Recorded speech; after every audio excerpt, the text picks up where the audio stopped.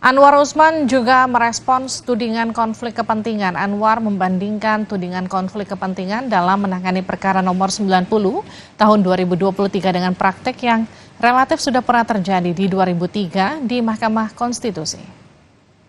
Sebagai hakim karir, saya tetap mematuhi asas dan norma yang berlaku di dalam memutus perkara dimaksud. Terkait dengan isu konflik kepentingan, konflik of interest. Sejak era kepemimpinan Profesor Jimli Asidiki dalam putusan nomor 004 garis miring PUU garis datar 1 garis miring 2003. Jadi sejak zaman Prof. Jimli mulai tahun 2003 sudah ada